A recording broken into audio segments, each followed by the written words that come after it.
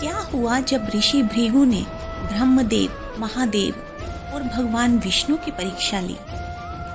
एक बार नारद जी ऋषि भृगु के आश्रम में जा पहुंचे। वहां उन्होंने देखा एक यज्ञ की तैयारियां चल रही थी। सभी ने देवऋषि नारद को प्रणाम किया और पूछा, देवऋषि आप यहाँ किस प्रयोजन से आए हैं?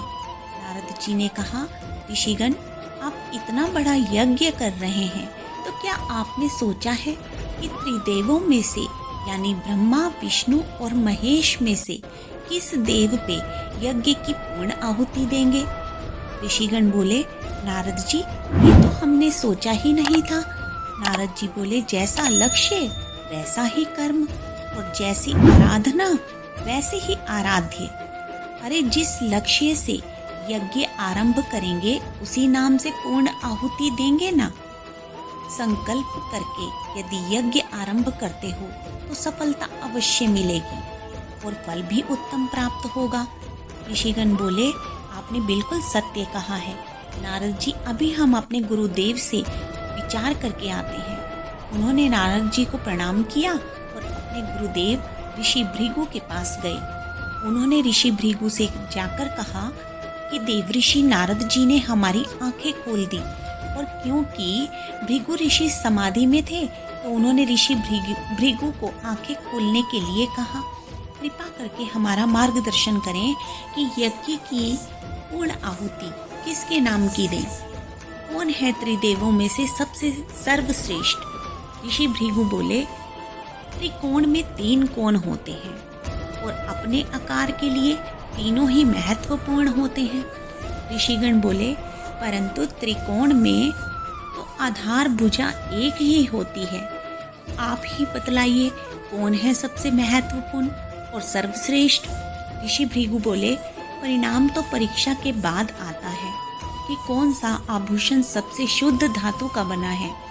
यह जानने के लिए उस आभूषण को कसौटी पर परखना पड़ता है। तुम्हारी जिज्ञासा को शांत करने के लिए मुझे त्रिदेवों की परीक्षा लेनी होगी। आदर और सम्मान का सबसे बड़ा हकदार वही होता है जो खुद दूसरों का सम्मान कर सके, साधुओं, संतों और ज्ञानियों का आदर कर सके। ऋषि भृगु ने कहा, तुम यज्ञ शुरू करो, मैं परीक्षा लेकर आता हूँ। अब तो ऋषि भृगु सबसे पहले पहुंचे भगवान शिव के पास। भगवान शिव तो समाधि में थे। माता पार्वती उनके पास बैठी थी। जब उन्होंने ऋषि भृगु को देखा तो उठकर प्रणाम किया।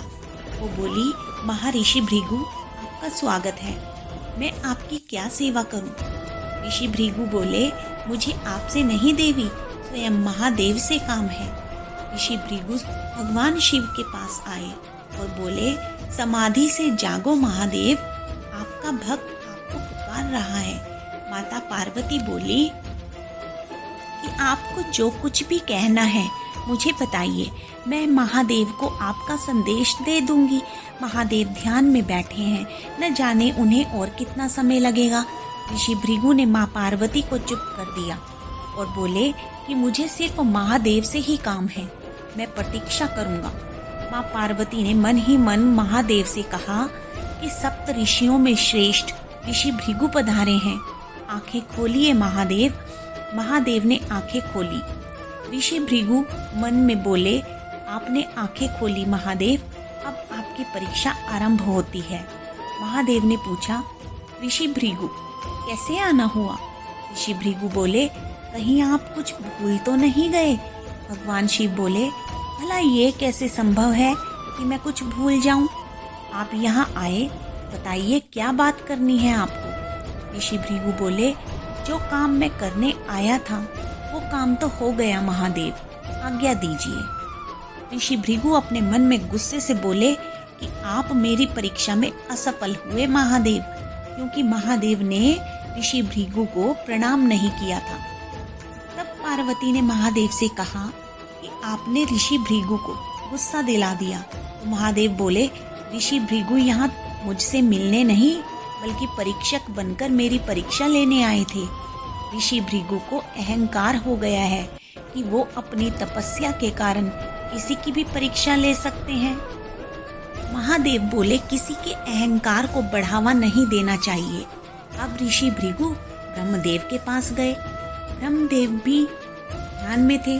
ऋषि भृगु ने ब्रह्मदेव से आंखें खोलने के लिए कहा, लेकिन ब्रह्मदेव को भी ज्ञात हो गया था कि ऋषि भृगु किसी गलत मंतव्य से आए हैं।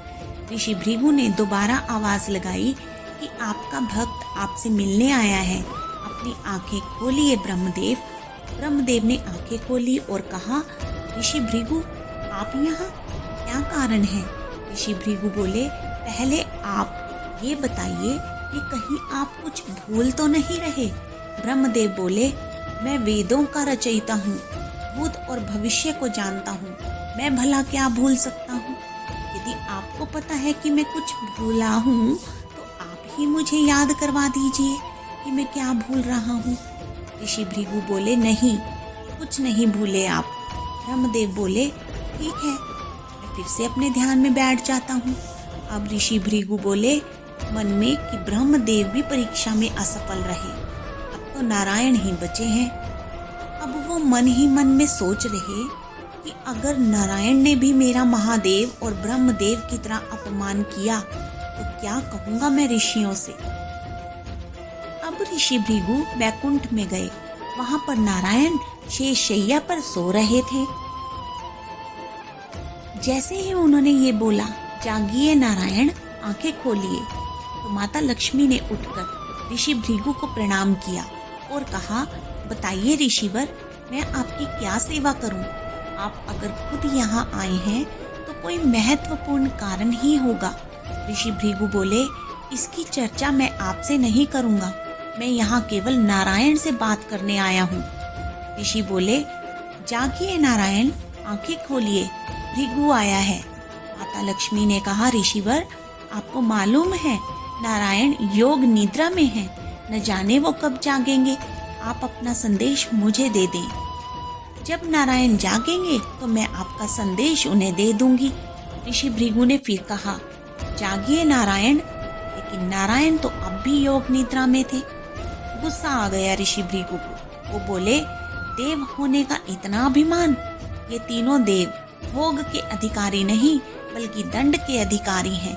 इतना कहते ही ऋषि भृगु ने अपनी लात प्रभु के सीने पर मार डाली और नारायण की आंखें खुल गई। ऐसा करने के बाद ऋषि भृगु जाने लगे तो नारायण ने उनका पैर पकड़ लिया। ऋषि भृगु ने कहा, मुझे छोड़िए, नहीं तो मैं आपको श्राप दे दूंगा। भगवान बोले, जो आपके मन में हो आप कर लेना, किंतु कुछ क्षण के लिए रुक जाएं। और ऐसा कहते ही उन्होंने ऋषि भृगु का पैर सहलाया। ऋषि भृगु ने कहा, ये क्या कर रहे हैं आप?